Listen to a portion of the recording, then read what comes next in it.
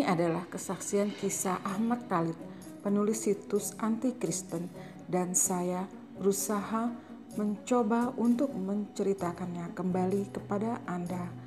Saudara-saudara dalam Yesus Kristus, aku ingin menyampaikan kepada kalian semua perjalanan spiritual yang telah kualami, yang dahulu membuatku meninggalkan anugerah keselamatan dari Tuhan kita Yesus Kristus ke dunia kebingungan ritual agama Islam.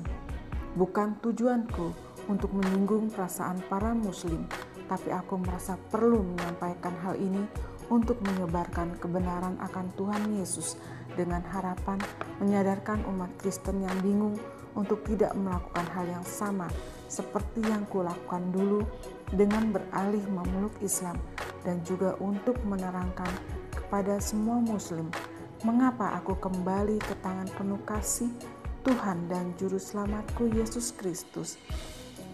Aku berdoa agar kalian membaca kata-kataku ini dengan hati dan pikiran terbuka.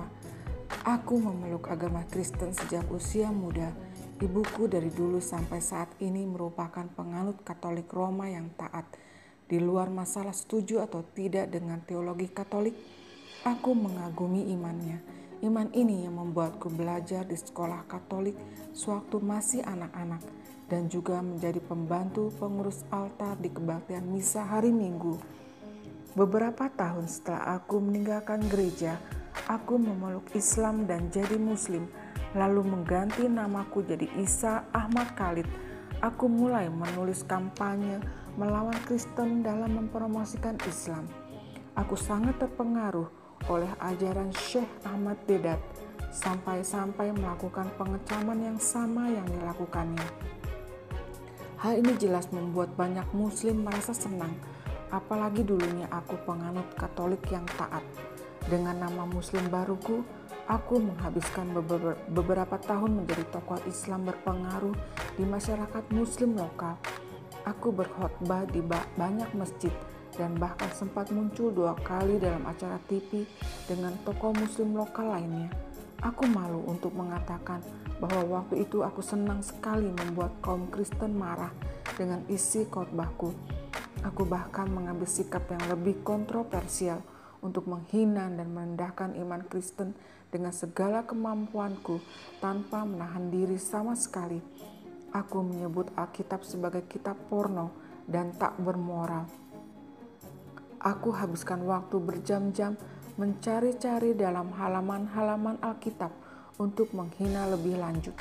Aku bahkan juga mengartikan ayat-ayat di luar konteks yang dimengerti orang Kristen berpengetahuan manapun untuk mendukung tulisanku, karena aku membayangkan menulis artikel tersebut untuk orang awam yang tidak tahu apa-apa.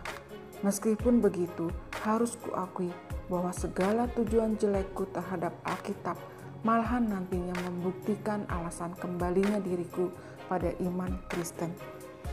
Ada banyak hal yang akhirnya membuatku bingung dengan ajaran Islam, tidak hanya kelakuan para muslim saja, tapi juga dengan ajaran-ajaran dan literatur Islam juga. Faktor terutama di atas segalanya adalah karakter atau sifat perilaku Muhammad yang tadinya kuanggap sebagai yang terbesar di antara para nabi Tuhan dan penerima wahyu Tuhan terakhir bagi umat manusia, seperti yang dipercaya muslim tertera di dalam Quran. Aku membaca banyak sekali literatur Islam sampai aku akhirnya percaya bahwa Islam adalah agama yang paling sempurna, dan juga Muhammad adalah perwujudan kesempurnaan Tuhan.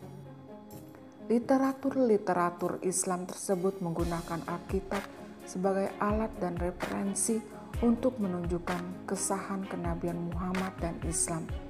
Di pihak lain, para muslim termasuk diriku sendiri terus saja mengumbar bahwa Alkitab telah dikorupsi, tapi di lain pihak kami menggunakan Alkitab yang sama untuk membuktikan kenabian Muhammad. Ini jelas munafik total, tidak hanya di pihak diriku saja, tapi pihak semua muslim yang terus melakukan hal ini. Aku mengutip ayat-ayat Alkitab di luar pengertian aslinya agar bisa memutarbalikkan isinya untuk mendukung ideologi dan interpretasi Islam sendiri.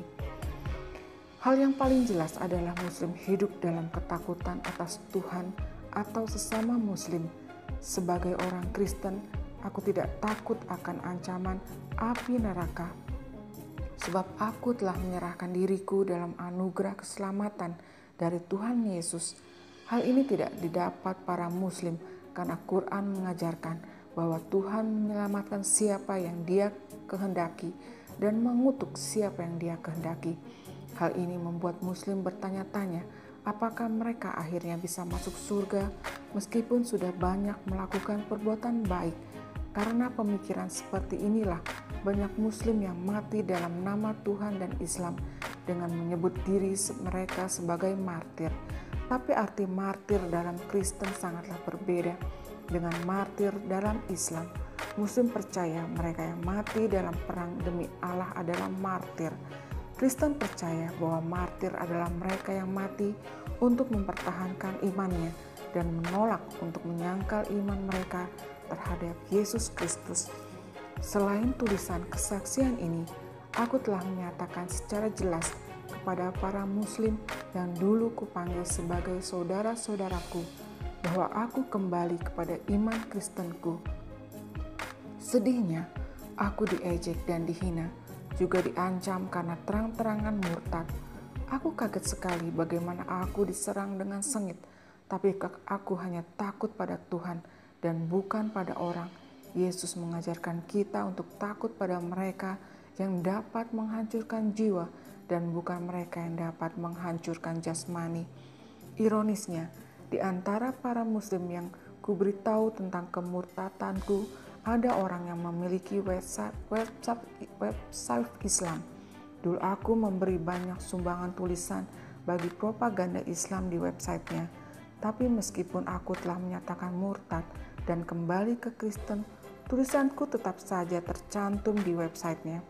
Aku telah minta dia menghilangkan tulisanku, tapi dia hanya mengganti namaku dengan inisialku AP dengan menyatakan bahwa tulisanku itu dibuat orang yang baru masuk Islam. Sikapnya sangatlah munafik. Dia tidak sadar bahwa dengan melakukan hal itu, dia berarti juga menentang agamanya sendiri. Saat ini di lingkungan Muslim, aku sudah dianggap sebagai murtadin. Orang Muslim yang terus berhubungan dengan diriku bisa dianggap murtad pula. Karena karya-karya tulisanku masih ada di websitenya, dia secara tidak langsung tetap berhubungan denganku, dan sikap ini bertentangan dengan isi banyak hadis tentang Muhammad.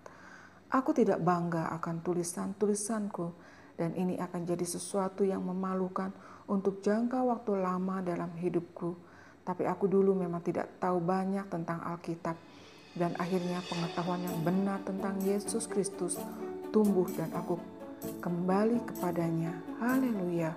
Aku berdoa agar kesaksianku yang singkat ini bisa mencerahkan mereka yang membacanya.